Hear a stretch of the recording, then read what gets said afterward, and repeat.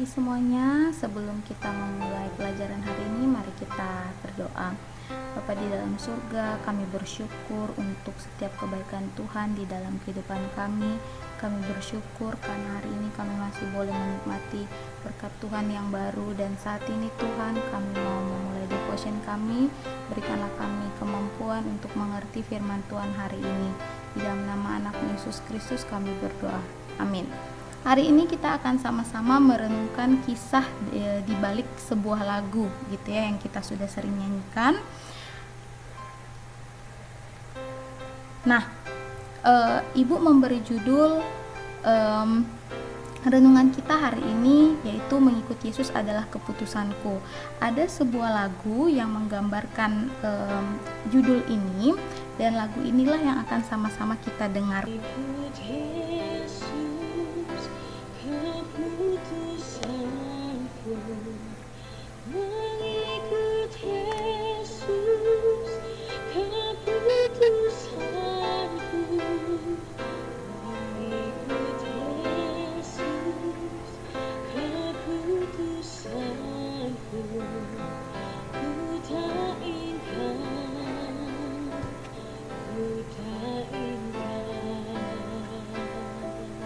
Oke, kamu sudah mendengarkan tadi lagunya ya. Kita mendengarkannya, memang Ibu tidak pasang full lagu, kamu bisa putar sendiri di rumah.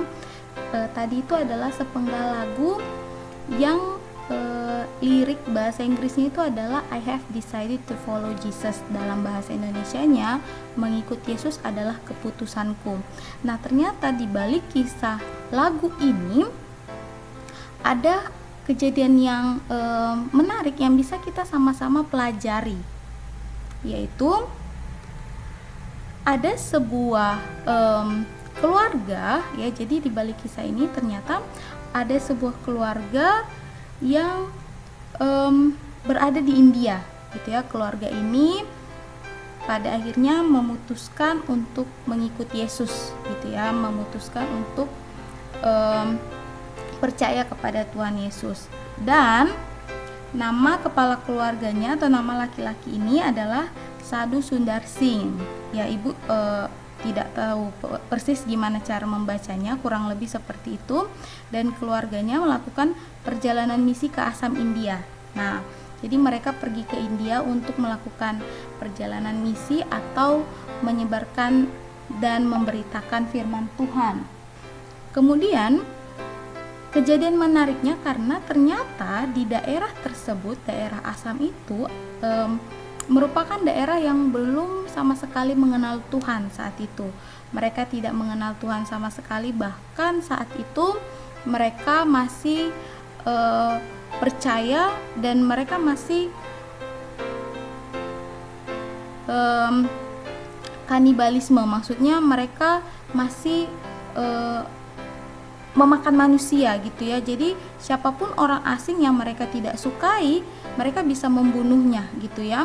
Nah, kemudian Sadhu Sundar Singh ini termasuk salah satu orang asing yang masuk ke daerah tersebut, dan kepala suku dari daerah Assam ini menanyakan kepada Sadhu Sundar Singh ini bahwa dia tidak boleh mengikuti Yesus, dia harus meninggalkan kepercayaannya, baru dia bisa bergabung di dalam desa tersebut gitu ya, tempat tersebut. Nah, kemudian Sadhu Sundar Singh ini tidak mau, sampai akhirnya dia diancam, mereka ditangkap, kemudian kedua anaknya diancam juga, istrinya. Kemudian Sadhu Sundar Singh ini diancam begini, kamu harus melepas kepercayaan kamu atau anak kamu mati gitu ya.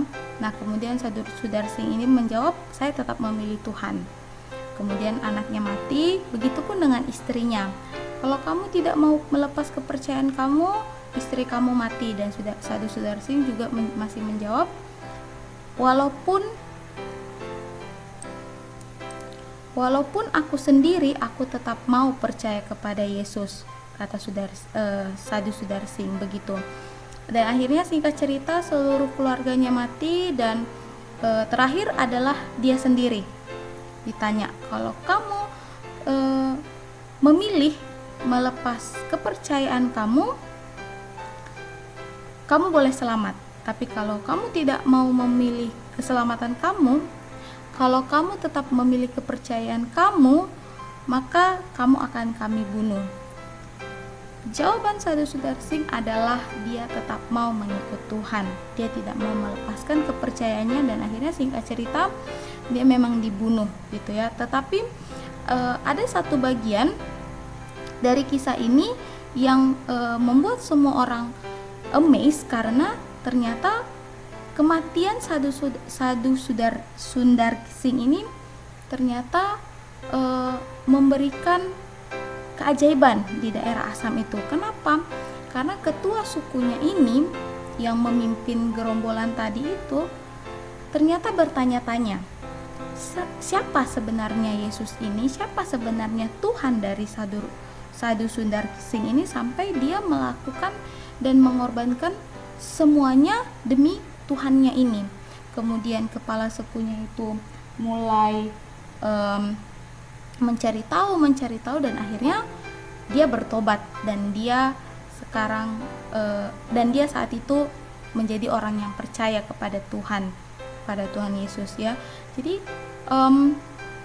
kematian Sadhu Sundarsing ini ternyata membawa keselamatan bagi kepala sukunya, dan tidak hanya itu, ternyata dari kepala sukunya menyebar sampai ke masyarakatnya, dan akhirnya satu daerah Assam tersebut menjadi percaya kepada Tuhan. Nah, apa yang sama-sama kita bisa pelajari dari kisah ini? Nah, di sini Ibu menampilkan sebuah gambar. Ya, kamu pasti bisa langsung menebak ya. Di sebelah sini adalah sikap yang tidak baik, dan yang di sebelah sini adalah sikap yang baik. Betul ya? Nah, yang bisa kita pelajari dari kisah ini adalah mungkin kamu mengatakan kalau kamu percaya kepada Tuhan, kamu mengasihi Tuhan, dan ketika diminta buktinya, kamu tidak perlu membuktikan seperti Sadhu Sundarsing yang mengorbankan segala-galanya untuk mengikut Tuhan saat ini, ya. Tetapi bagaimana kita bisa menunjukkan kasih kita kepada Tuhan? Sebenarnya bisa kita lakukan melalui hal-hal sederhana. Salah satunya adalah ketaatan. Ketaatan yang seperti apa? Ibu kasih contoh. Nah, siapa yang sering melakukan hal-hal seperti ini? Ketika orang tuanya lagi berbicara, mama papanya lagi ngomong, lagi menasehati, atau mungkin sekedar bertanya, justru sibuk bermain handphone, sibuk bermain game, sibuk mengurus urusan lain, seolah-olah dia pura-pura tidak mendengarkan orang tua. Nah, sikap seperti ini yang tidak menunjukkan ketaatan. Bagaimana seharusnya kita bersikap baik kepada orang tua? Kita menunjukkan ketaatan kita kepada orang tua. Ketika di sekolah, kamu lihat gambar ini. Apakah gambar ini menunjukkan sikap yang sopan? Sama sekali tidak. Betul ya? Nah, sebagai seorang siswa, sebagai seorang murid, kita harus menunjukkan rasa hormat kita kepada orang yang lebih tua. Nah, di sini banyak sekali contoh gambar yang lain yang kamu bisa lihat mana perbuatan yang seharusnya menunjukkan ketaatan, mana yang tidak. Dan Ibu yakin kamu bisa membedakannya dengan baik. Nah, hari ini setelah devotion ini kita masih akan melanjutkan proyek kita. Kemarin kamu sudah mengisi dan menuliskan di daun pertama. Silakan hari ini kamu menuliskan satu perbuatan baik yang menunjukkan ketaatan kamu di hari ini. Hari ini kita sama-sama belajar tentang ketaatan, kita belajar tentang mengasihi Tuhan. Coba kamu tuliskan satu perbuatan baik kamu yang menunjukkan hal tersebut sepanjang hari ini. Jadi sebenarnya kamu boleh menuliskannya di malam hari, boleh. Gitu ya, silakan kamu tuliskan, dan ketika kamu tulis, kamu foto dan upload di kelas dojo. Nah, nanti di hari ke-7 baru semuanya terisi, dan di hari ke-8 nanti kamu akan presentasikan. Oke, sekian devotion kita di pagi hari ini. Mari kita berdoa. Bapa di surga, kami bersyukur karena hari ini kami masih boleh belajar tentang ketaatan. Kami bersyukur karena setiap hari kami diberikan kemampuan untuk taat. Kami bersyukur karena kami diberikan kemampuan untuk taat. Bantu kami ya Tuhan, supaya kami juga bisa menunjukkan kasih kami kepada Tuhan melalui ketaatan kami kepada orang tua, kepada orang lain di sekitar kami. Inilah doa kami Tuhan, berkatilah pelajaran kami hari ini. Ketika kami nanti akan summative math, kiranya Engkau memberkati kami, memampukan kami, biarlah apapun yang sudah kami pelajari dapat kami gunakan untuk menjawab pertanyaan-pertanyaan summative hari ini. Terima kasih Tuhan Yesus, di dalam nama anak Yesus Kristus kami berdoa. Amin.